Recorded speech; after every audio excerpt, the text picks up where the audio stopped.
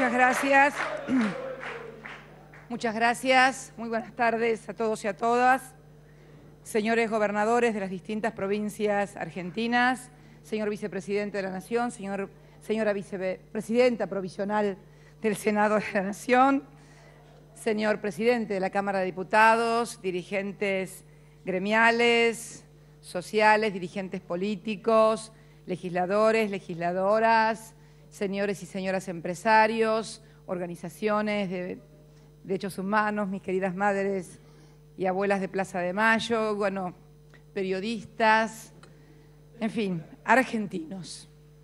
La verdad que es un día muy especial, un día que tal vez no pensé tener que vivir como presidenta de los argentinos y que tal vez la historia ha sido muy generosa con esta presidenta que le ha permitido enviar el proyecto de recuperación y al mismo tiempo, hace unos instantes, firmar la promulgación de la ley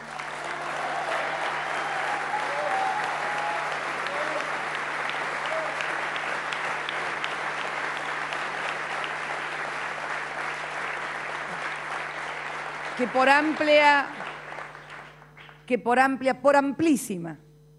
amplísima mayoría aprobó en el marco de las instituciones como corresponde el Parlamento argentino. Y quiero una vez más agradecer a los distintos partidos de la oposición que acompañaron este proyecto en su esencia particular, que es la de recuperar un instrumento básico, más allá de los matices y las diferencias, más allá de las lógicas diferencias que tiene que plantear un partido político de la oposición.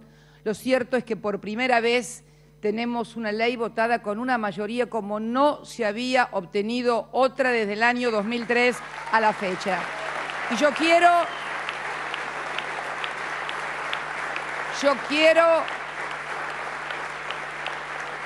quiero agradecer a esas fuerzas políticas, por supuesto también a nuestra propia fuerza política, porque, como decía ayer nuestro presidente de bloque, el diputado Agustín Rossi,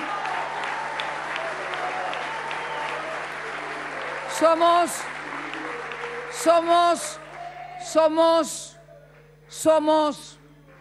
un movimiento político que sostiene sus convicciones, ya sea con aplausos o con huevazos, que es muy importante poder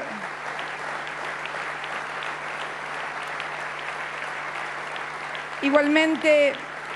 Quiero agradecer en la persona del presidente del bloque de senadores, que también, como corresponde, Miguel Pichetto tuvo que cerrar.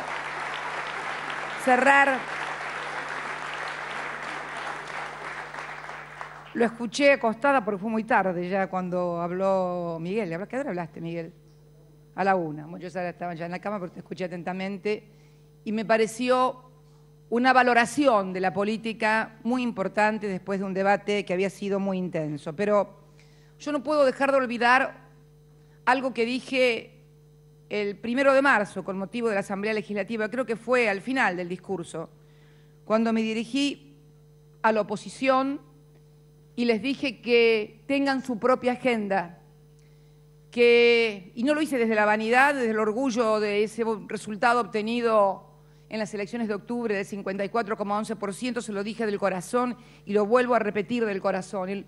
La voluntad de tener su propia agenda y de no ser conducidos desde otro lado que no sea la de sus propias ideas y convicciones. Y en este sentido quiero leer, es lo único que voy a leer hoy, una nota de Paul Krugman, aparecida hoy, 3 de mayo del 2012. Paul Krugman, Premio Nobel de la Economía, no es del Frente para la Victoria. Nos gustaría que fuera del Frente para la Victoria, pero no es del Frente para la Victoria. Es un premio Nobel junto a Joseph Stiglitz, de los más conocidos, y también no tan a la izquierda como yo soy Stiglitz, pero realmente un crítico de todo lo que está pasando, como no se puede ser. Yo creo que frente a lo que está pasando en el mundo ya no es ni de derecha ni de izquierda. Vos fíjense cómo van las cosas. La derecha pierde las elecciones, donde la izquierda, o sea que es como que hay un mare magnum donde la gente castiga la imposibilidad, venga del signo que venga, de poder sobrellevar y superar la crisis. Paul Krugman señalaba hoy en un artículo el camino de Argentina.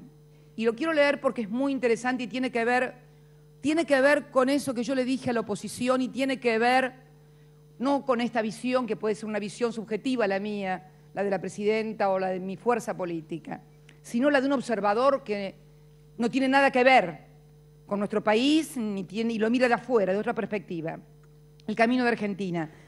Mati Iglesias, dice Paul Krugman, quien estuvo recientemente en Argentina, escribe acerca de las lecciones brindadas por la recuperación de dicho país después de su salida de la ley de la convertibilidad que establecía la paridad de $1 peso, $1. Como él dice, es una historia exitosa para destacar, que ofrece enseñanzas valiosas para los países de la eurozona.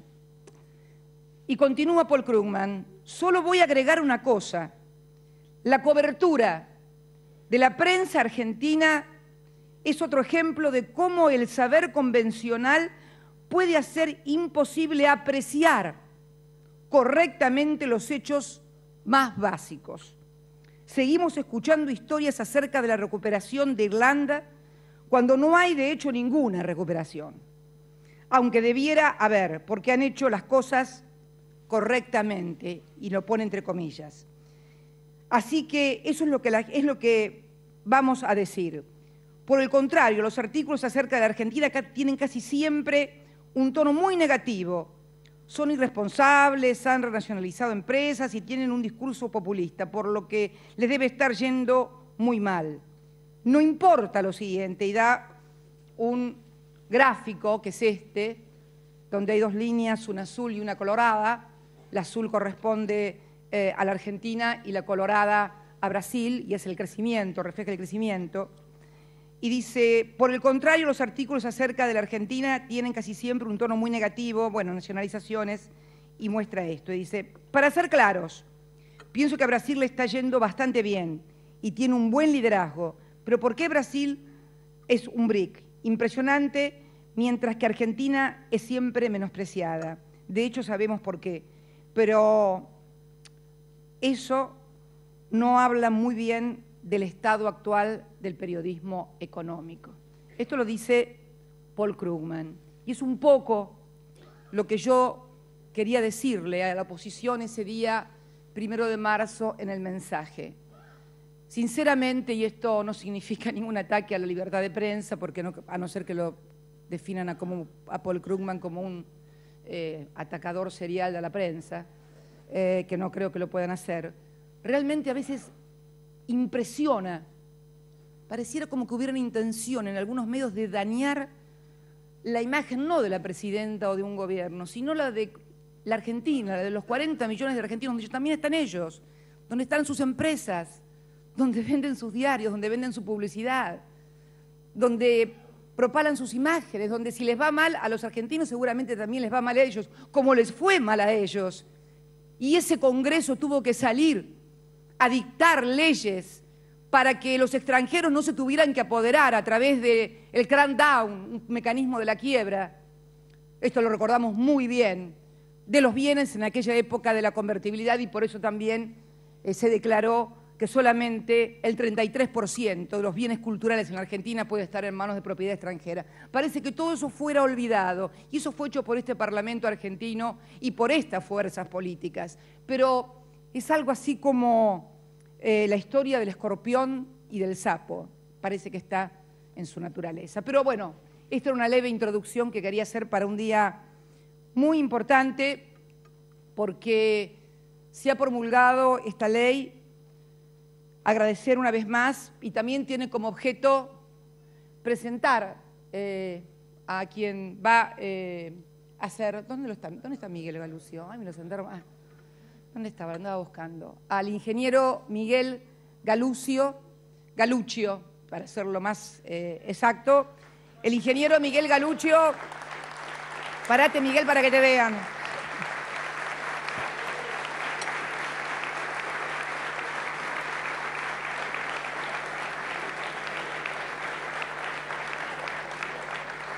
Yo les dije en este mismo lugar, el 16 de abril, cuando envié el proyecto de ley al Parlamento, que íbamos a tener una YPF y una empresa con un perfil absolutamente profesionalizado, lo cual no quiere decir que no tenga dirección política, porque es mentira que pueda haber, porque es mentira, en ninguna parte del mundo. En ninguna parte del mundo, por lo menos cuando el mundo andaba bien, las empresas estaban alineadas con los intereses de sus países.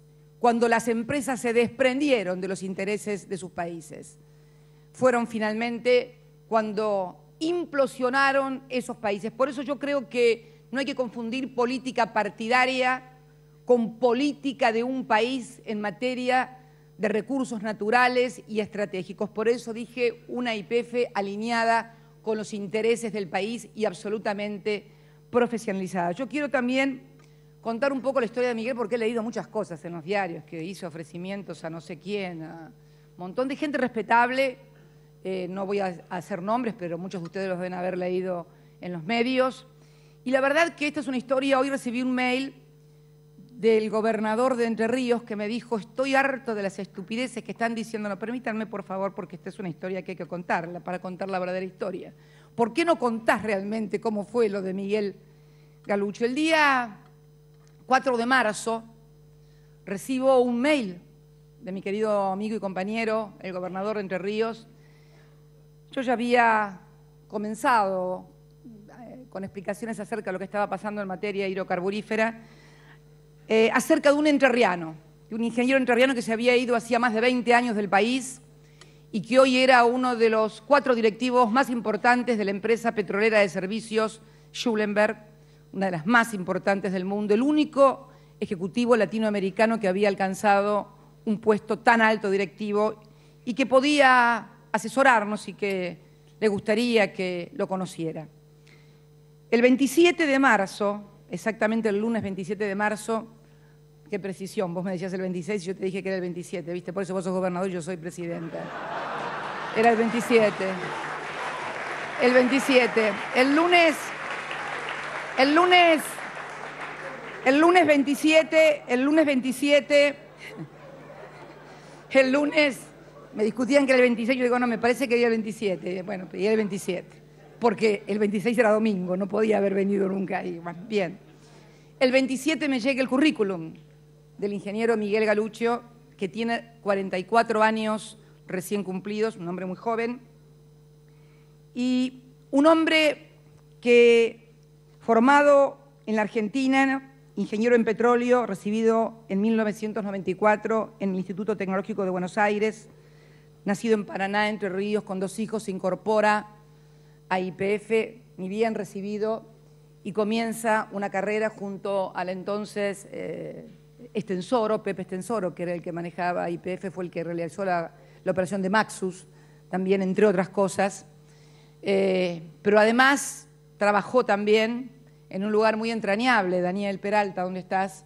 Ahí, en Las Heras, y hoy se acordaba y me decía, ¿está todavía el Gorosito? El Gorosito es un inmenso y entrañable. Cuando uno lo ve la primera vez lo impresiona, porque parece como un coloso de Rodas del petróleo. Es una cosa gigantesca, es un obrero con una suerte de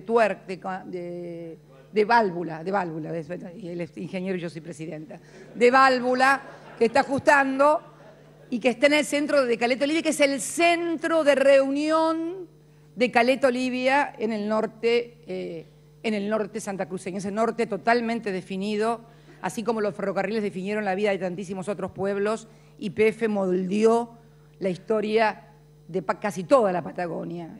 Caleta Olivia, Pico Truncado, Las Heras, Cañadón Seco, Colhuelcay, que eran campamentos petroleros que terminaron convirtiéndose en ciudades. O sea, ayer cuando nuestra diputada por Mendoza, Fernández Agasti, hablaba de que eran fundadores y creadores de identidades YPF, era cierto, era así, tan cierto como que también los ferrocarriles fueron fundadores de identidades y de pueblo, y por eso están tan enraizados. Yo sentía cuando alguien criticaba la emoción. ¿Cómo se puede criticar la emoción? Si eso es lo que nos convierte en humanos.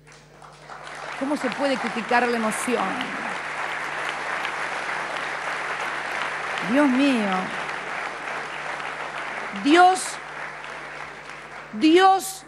Dios nos libre de gobernantes que no sean capaces de tener emociones y sentir emociones. Por Dios, por Dios, por Dios, por Dios. Dios.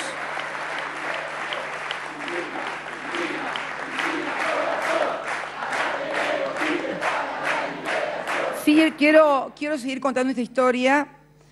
Ese 27 me llegó el currículum y como, bueno, no soy entendida en petróleo, me acuerdo que uno de los primeros que consulté fue con Julio, debido Julio, le dije, ¿dónde está Julio? Acá, Julio, ¿estás acá? Digo, Julio, averíguame quién es esta persona, Miguel Galucho, sin mayores. Me dijo y me trajo muy buenas referencias de Miguel Galucho por parte de otros excompañeros YPFianos de él. Bueno, y el 4 de abril se produjo el primer encuentro a través del señor gobernador de Entre Ríos, que no tiene petróleo, no tiene ninguna vinculación, no tiene soja, tiene aves, y por ahí habría que hacer la cuestión. Pero bueno, el 4 de abril, ustedes se acuerdan que yo el 2 había estado en Ushuaia, me había ido ya el viernes para el sur, porque el 2 tenía que estar el lunes 2 en Ushuaia con motivo de nuestras Islas Malvinas, ya no volvía. Y Miguel, que había venido al cumpleaños de su madre, decidió quedarse unos días más a pedido mío para que yo lo pudiera conocer personalmente y pudiéramos charlar, y charlamos en Calafate largamente. Bueno, luego seguimos manteniendo reuniones y finalmente es el anuncio que quería hacerles, donde la idea es esencialmente una YPF, como dije ayer, absolutamente moderna, competitiva, con gente profesional, pero con una dirección política tendiente a volver a tener superávit hidrocarburífero y autoabastecimiento en la República Argentina, que sostenga el crecimiento, el empleo y la actividad económica. A partir del día lunes, cuando se publicará en el boletín oficial la ley, y donde a partir de su publicación, tal cual lo dice el propio texto de la ley, comienza a tener vigencia la misma, en virtud de las facultades que la ley me asigna en el artículo 14, si mal no recuerdo, voy a designar gerente general a Miguel Galucho hasta la asamblea hasta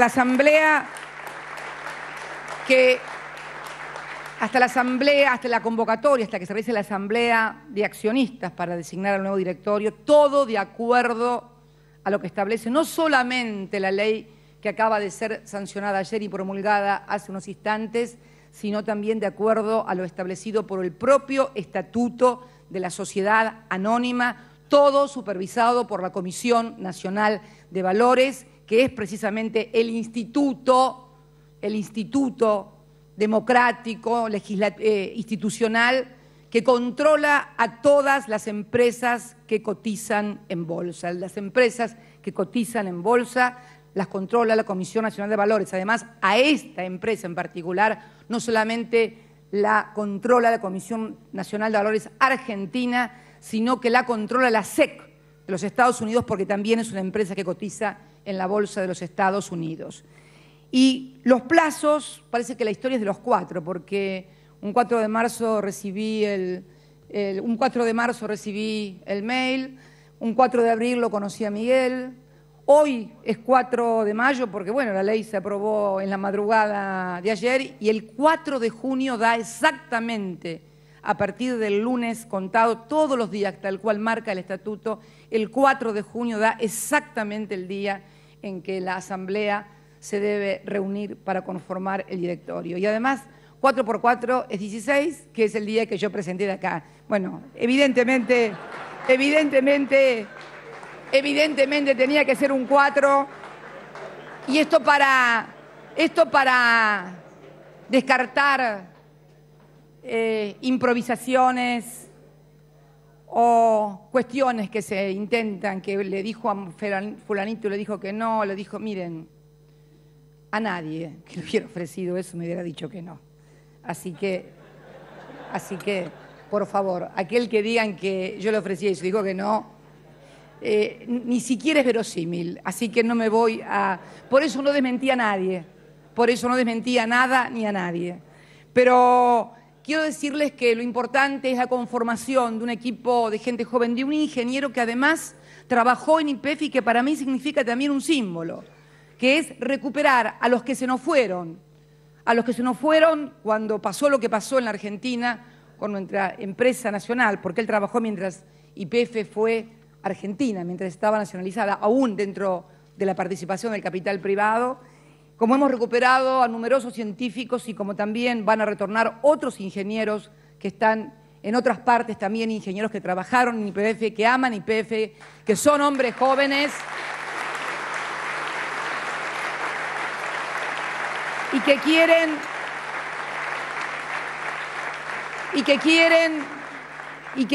realmente y tienen un desafío histórico. Yo digo siempre que es la generación que nos sigue a la nuestra y que tiene el desafío histórico de hacerse cargo de la posta y de demostrar que podemos desde el Estado ser eficientes, que no puede haber contradicción, como tantas veces se quiso poner en la cabeza de los argentinos y tal vez algunos empresarios también lo creyeron, que los intereses de una empresa pueden ser contradictorios con los intereses del país. Esto no sucede y cuando esto sucede al país le va mal. Y si no, miremos los ejemplos que pasan en el mundo desarrollado, el que siempre nos dio lecciones y que hoy hay una disociación absoluta entre los intereses de sus sociedades, de sus poblaciones, de sus trabajadores, de sus profesionales y de lo que está pasando con sus direcciones económicas y los fracasos que van de uno a otro y que por supuesto también impactan aún en aquellos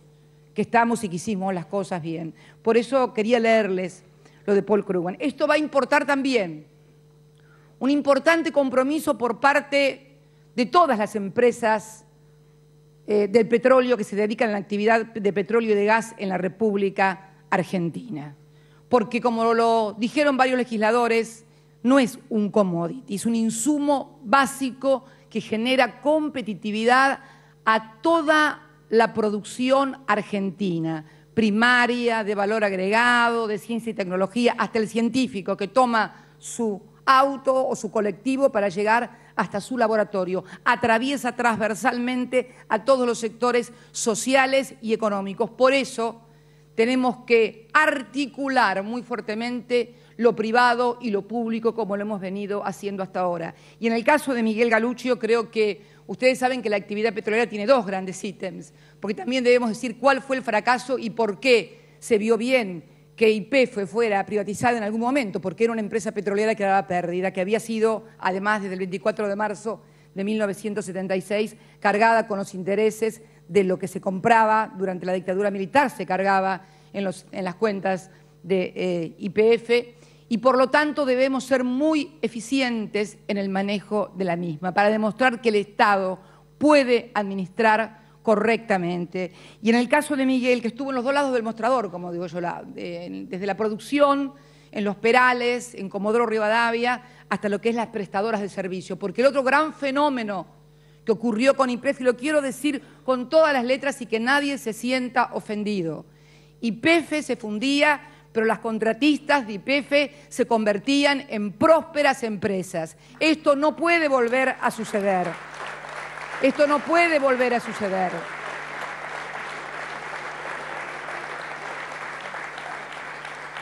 Queremos un desarrollo y tenemos la oportunidad histórica, la empresa argentina, de un desarrollo que acompañe como proveedores también a yacimientos petrolíferos fiscales. Por supuesto tenemos, miren, me enteré de algo hoy charlando de algo que no sabía. Estamos importando arena, sí. YPF importa arena. Yo le pregunté a Miguel y a varios de los que estaban conmigo que cómo estábamos importando arena, porque me decía que para determinadas cosas se necesita una arena especial. Nosotros somos el 8º país del mundo en extensión territorial. Es imposible que no haya en algún lugar de nuestro país la arena que necesite YPF. Yo quiero encargar al INTI, y lo estábamos charlando hoy, que es el Instituto Nacional de Tecnología Industrial, para que conjuntamente con los investigadores, con los ingenieros, con los científicos, con todo el equipo que conforma YPF, el Ministerio de Planificación Federal, encuentren el lugar donde haya importar arena. La verdad que llama la atención, pero se importa arena. Y además somos muy competitivos, silencio por favor, muy competitivos en el tema de cañerías. Seguramente va a haber que importar alguna tecnología muy especial para lo que es un combustible no convencional como es el gas shale, pero yo estoy absolutamente convencida que como hicimos con el desarrollo de la televisión digital, que puede parecer chico al lado de esto, pero que no lo es tanto, porque si uno piensa, la televisión digital exige por allí un grado de tecnología y de valor agregado muy minucioso. Y sin embargo, lo pudimos hacer porque establecimos un plan estratégico a largo plazo y entonces le damos la certeza a los empresarios que pueden invertir, que no es que le compramos una pieza hoy y no le compramos más nada mañana, que esto es lo que necesitamos, un horizonte de certezas y de previsión, y que vengan las compañías de todo el mundo, pero que sepan, como lo han tenido que hacer todas las empresas de todos los sectores, que en lo que hace a insumos de provisión van a tener que participar y asociarse con el empresariado argentino para poder desarrollar también la industria. Y nuestros empresarios deberán saber que también tendrán que ajustar muy bien sus costos, porque tampoco vamos a pagar precios ridículos que pueden ser mucho más baratos en otra parte por el solo hecho de que sean de industria nacional. Necesitamos eficiencia, cálculo de costos y muchas veces, como hicieron tantos países y tantos empresarios vivos en otras partes del país, que muchas veces trabajaron casi al costo para poder desarrollarse y luego poder tener esa inversión, ese know-how, esa ciencia, esa tecnología y poder desarrollar entonces con más fuerza la industria. Lo que pasa que tenemos que aprender los argentinos a no querer las cosas de un día para el otro. Nos pasa en todos los ámbitos. Y yo quiero hacer un llamado muy especial en esto a todas las empresas, porque todas las empresas, la gran mayoría de ellas, están siendo subsidiadas por el Estado Nacional en todo lo que hace, por ejemplo, al sistema tarifario, al sistema de servicios. Por eso pedimos la reinversión de utilidades en la Argentina, por eso pedimos que se produzca en la Argentina, porque estamos dando ventajas muy importantes y porque además la han juntado en pala en estos 9 años. Entonces,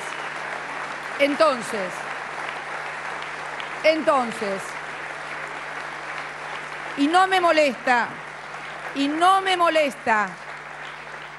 me molesta que los empresarios ganen plata. Al contrario, para eso son empresarios, para eso invierten, para eso quieren tener su rentabilidad. A nadie le gusta perder, pero también esa rentabilidad tiene que estar acorde con el desarrollo, crecimiento y sustentabilidad de la economía.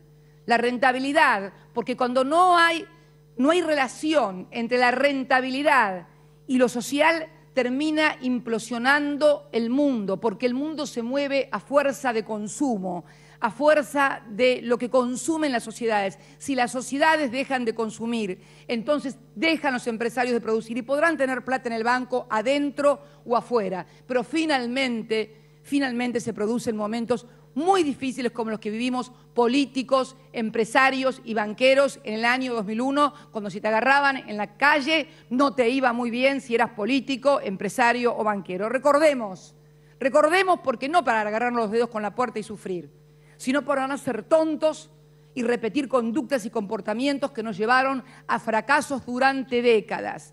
Por eso en estos 9 años de crecimiento sostenido, como dice Paul Krugman, en donde hemos crecido a tasas inéditas, en donde además hicimos cosas que eran impensables, impensables. No solamente esto de recuperar hoy yacimientos petrolíferos fiscales. Yo le pregunto acá si alguien pensaba que íbamos a poder lograr en materia de derechos humanos lo que logramos. Si alguien podía pensar que podíamos lograr reindustrializar el país.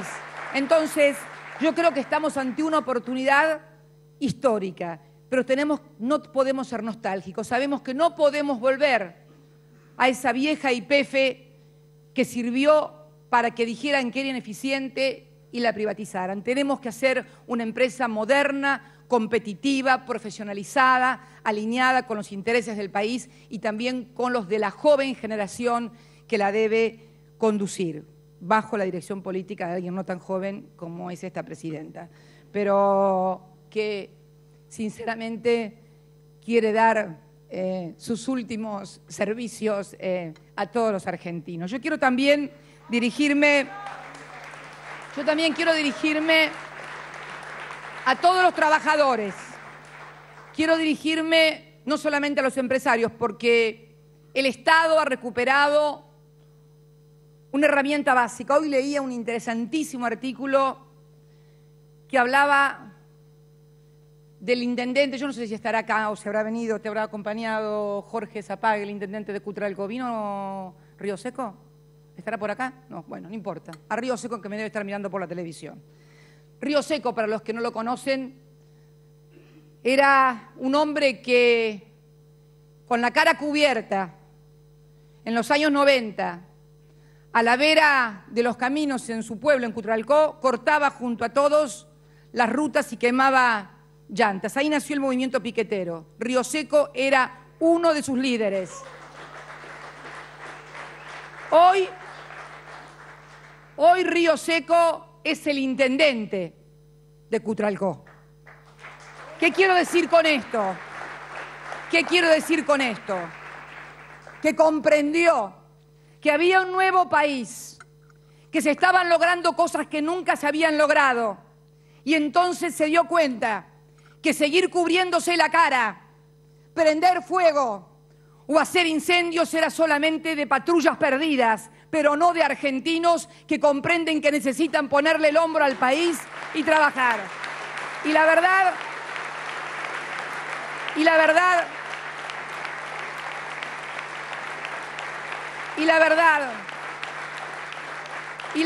que lo que menos necesita el país son patrullas perdidas que solamente son funcionales a los intereses que siempre atentaron desde las sombras contra el conjunto de la sociedad argentina, muchas veces especulando sobre diferencias nimias, formales, casi culturales, muchas veces de expresión, de formas, de color de piel, de origen social, para hacernos creer o hacerles creer a algunos que eran distintos al resto de los argentinos y que eran una cosa más parecida a los que tenían plata. Y cuando finalmente se dieron cuenta que eran iguales a los negros que no tenían plata, ya era demasiado tarde. Por eso es importante recordar estas cosas para que no nos vuelvan a pasar.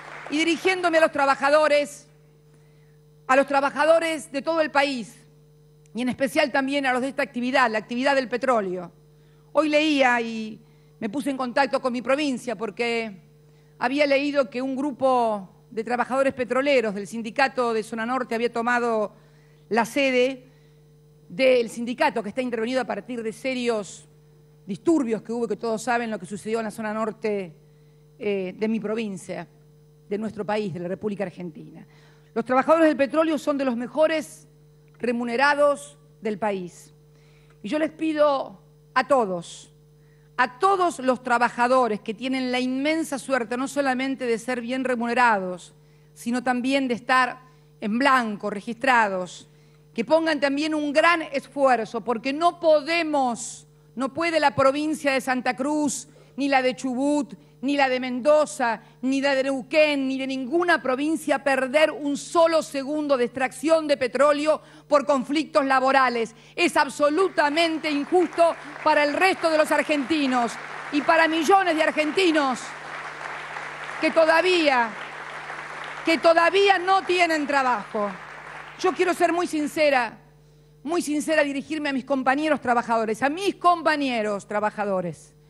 Y lo digo con mucha dignidad y con mucho sentido de pertenencia, pero también con mucha autoridad. Porque nadie, como el gobierno de Néstor Kirchner y de esta presidenta, le ha restituido los derechos a los trabajadores que habían perdido durante décadas. Nadie, nadie.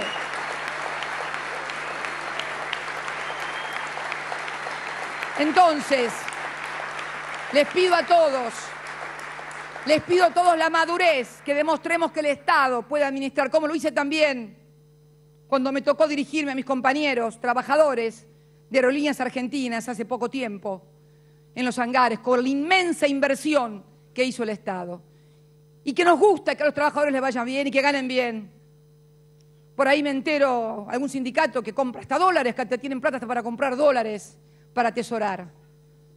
Qué suerte, como lo dije el otro día cuando hablé, no voy a decir quién, pero bueno. Lo importante, como dije cuando estuve en el mensaje del 1 de marzo y conté de esa universidad que había podido comprar $2 millones para atesoramiento, para comprar un campus, para poder hacer la pucha de ganar 1.000 pesos un profesor universitario y la carpa blanca a una universidad pública y gratuita, tener $2 millones para comprar un campus. Y la de muchos sindicatos también, que pueden comprar dólares y que lo hacen, y que no los critico por hacerlo porque a lo mejor quieren ahorrar o lo han comprado para hacer alguna inversión importante. Pero lo cierto es que es necesario que comprendan todos nuestros dirigentes que todavía faltan hacer muchas cosas en el país y falta mucha gente a la que llegar. En honor a esa gente y a la palabra sindicato, que viene de solidaridad. Sindicato no viene de corporación. Sindicato no viene de secta. Sindicato viene de solidaridad. Y en base a esa solidaridad,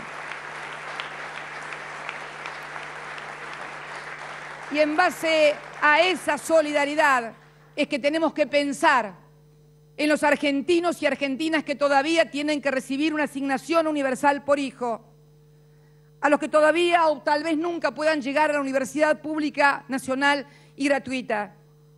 Entonces, en base a todo eso tenemos que ser absolutamente conscientes de la inmensa responsabilidad que hoy tenemos los gobernantes, los empresarios y los trabajadores en articular este modelo para seguir avanzando eficazmente. Y concretamente en el caso de yacimientos petrolíferos fiscales, hoy con el 51% en poder de los 40 millones de argentinos, porque lo tengan claro, esto no va a ser para becas políticas.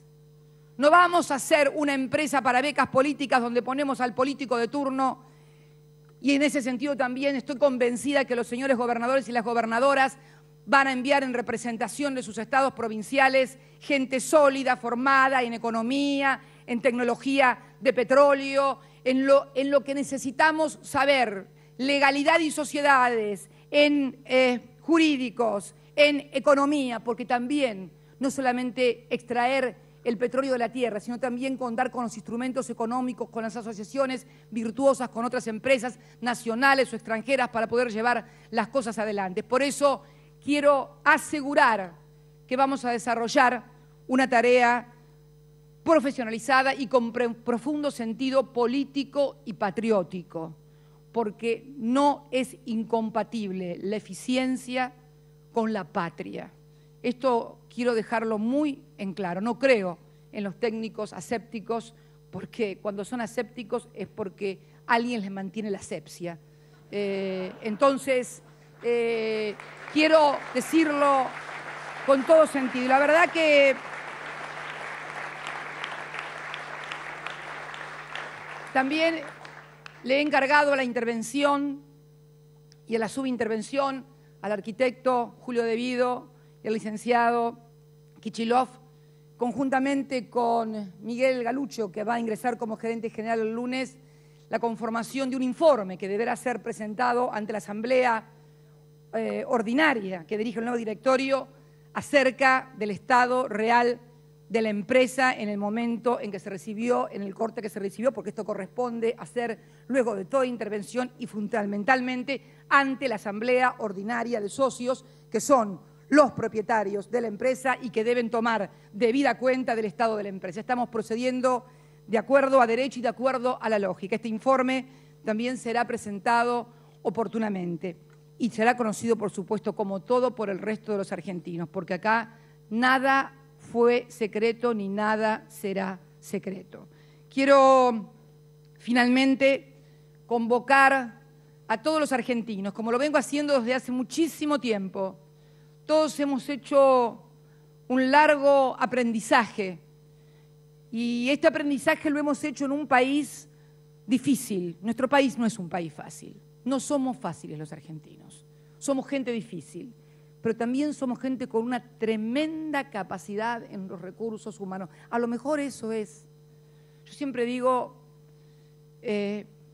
la terrible riqueza de nuestro país en recursos naturales de todo tipo, hidrocarburíferos, mineros, agrícolas, la calidad de nuestros recursos humanos que tuvieron la suerte de poder, la gran mayoría, la inmensa mayoría, de poder comer bien durante mucho tiempo, durante generaciones, que aunque les parezca mentira, eso tiene que ver con el desarrollo neuronal. Y también el hecho de poder acceder a la educación pública y gratuita, lo que nos convierte realmente en una sociedad muy calificada y en la cual todos empresarios, ejecutivos de otros países reconocen la calidad de nuestros recursos humanos. Muchas veces esa inmensa capacidad y esa inmensa riqueza nos hace creer que las cosas se pueden lograr fácilmente, sin trabajo y sin esfuerzo. Y esto no es cierto. Si no hay trabajo, si no hay esfuerzo, nada se puede realizar y nada es fácil. Las cosas que son fáciles, que las hagan otros. Nosotros estamos para hacer las cosas difíciles. Por eso,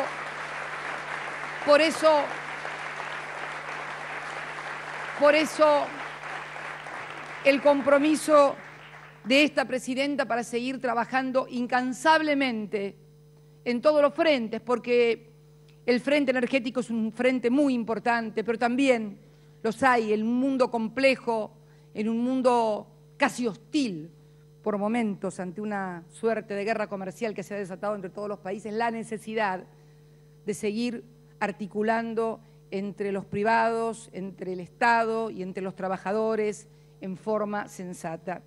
Si tuviera que decir algo, llamaría a eso, a la unidad y a la sensatez y a la memoria. Porque yo creo que unidos, con sensatez y con la memoria incorporada de nuestros fracasos, de nuestros desencuentros, de lo que nos tocó vivir y con nuestra inteligencia, creo que somos capaces de dar vuelta a la historia como la estamos haciendo. Muchas gracias y muy buenas tardes a todos y a todas.